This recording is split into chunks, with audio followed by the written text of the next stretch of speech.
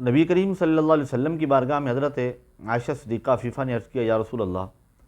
اگر مجھے لیلۃ القدر مل جائے اور لیلۃ القدر کو پالوں تو میں کیا پڑھوں اور کون سا عمل کروں؟ تو میرے نبی علیہ الصلوۃ والسلام نے فرمایا، تم کہو اللہم انک عفو کریم تحب العفو فاعف عنی یا غفور یا غفور یا غفور۔ اب ایک اور چیز ہے جس کے بارے میں عمومی طور پہ ہمارے ہاں توجہ نہیں ہوتی، اور وہ ہے لیلۃ الجائزہ۔ لیلۃ الجائزہ کیا ہے؟ وہ رات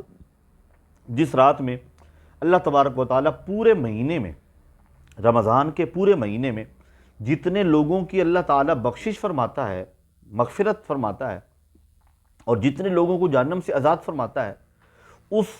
پوری تعداد کے برابر اللہ تعالیٰ اس ایک رات میں ایمان والوں کو جہنم سے آزادی عطا فرماتا ہے۔ نبی کریم صلی اللہ علیہ وسلم ارشاد فرماتے ہیں کہ روزانہ وقت افطاری کے وقت اللہ تبارک و تعالیٰ لاکھوں لوگوں کو جہنم سے آزادی کے پروانے عطا فرماتا ہے۔ وہ لوگ جنہوں نے روزہ رکھا اور روزے کی حالت میں صبر کیا اور اس روزے کو نبھایا، تو اللہ رب العزت ان کی مغفرت کے پروانے جاری فرماتا ہے اور انہیں جہنم سے آزادی عطا فرماتا ہے۔ اب اس بات کو جب ہم غور کرتے ہیں اور اسے دیکھتے ہیں تو میرے نبی صلی اللہ علیہ وسلم فرماتے ہیں کہ پورے مہینے میں جتنے لوگوں کی مغفرت ہوتی ہے اور جتنے لوگوں کو جہنم سے آزادی کا پروانہ ملتا ہے، اللہ تبارک و تعالیٰ اس تعداد کے مطابق اس ایک رات میں جہنم سے مومنوں کو آزاد فرماتا ہے۔ اور وہ رات کون سی ہے؟ اسے لیلۃ الجائزہ کہا گیا ہے، اور یہ رات چاند رات ہے جسے عمومی طور پہ ہم بازاروں میں ضائع کر دیتے ہیں، جسے شاپنگ میں ضائع کر دیتے ہیں، لہو و لعب میں گزار دیتے ہیں۔ ہم سمجھتے ہیں کہ رمضان عبادتوں کے لیے تھا اور چاند رات اللہ کی نافرمانیوں کے لیے۔ پوری قوم اجتماعی طور پر عجیب انداز میں وہ رات گزارتی، حالانکہ نبی کریم صلی اللہ علیہ وسلم نے جب حضور اعتکاف فرماتے تھے تو آپ اعتکاف مکمل ہونے کے بعد، یعنی شوال کا چاند نظر آنے کے بعد،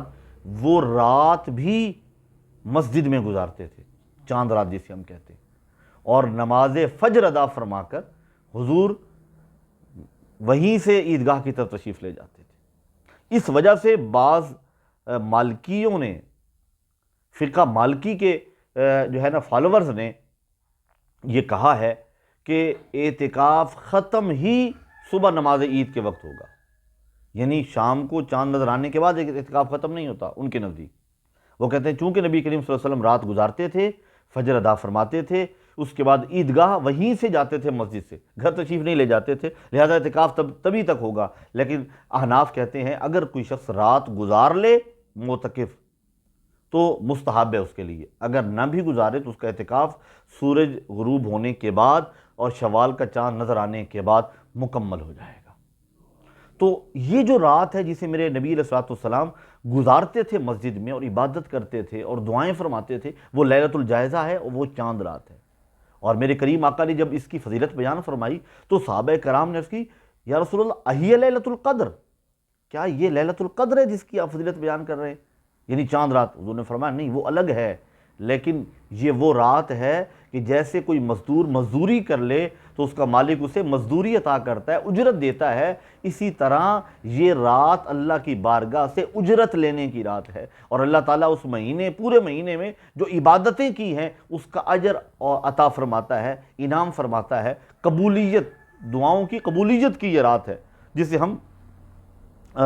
غفلت میں گزار دیتے ہیں، بازاروں میں گزار دیتے ہیں، شاپنگ میں گزار دیتے ہیں۔ اس رات کو غفلت میں نہیں گزارنا، بازاروں میں جا کر اس رات کو ضائع نہیں کرنا، بلکہ اللہ کی بارگاہ میں توبہ استغفار کرتے ہوئے، نوافل پڑھتے ہوئے، قرآن کی تلاوت کرتے ہوئے، دعائیں کرتے ہوئے گزاریں، تاکہ جو رمضان ہم سے ودا ہو رہا ہے، یہ رمضان جاتے ہوئے اپنی ساری برکات، فیوز و برکات جو ہم نے عبادات کی ہیں، ان سے جو فیوز و برکات ہمیں نصیب ہوئے ہیں، اور اللہ کی بارگاہ میں اپنی ان عبادات کو پیش کر کے اللہ سے مغفرت مانگیں، توبہ کریں، اور ساتھ میں اللہ سے جو مانگنا ہے مانگیں۔ اس کی طرف سے تو آواز آ رہی ہوتی ہے، اے عمل پورا کر لینے والے اب مانگ مجھ سے کیا مانگتا ہے۔ تو اس لیلۃ الجائزہ کو، اس چاند رات کو ادب کے ساتھ گزارنا ہے، عبادت میں گزارنا ہے، استغفار میں گزارنا ہے، نماز تہجد پھر ادا کریں، اس کے بعد فجر کی نماز ادا کریں، نماز عید کے لیے تیاری کریں۔ تو جب آپ ہاتھ اٹھائیں دعا کے لیے تو ہمیں اور درویشی رنگ کی تمام ٹیم کو بھی ضرور یاد رکھیے گا۔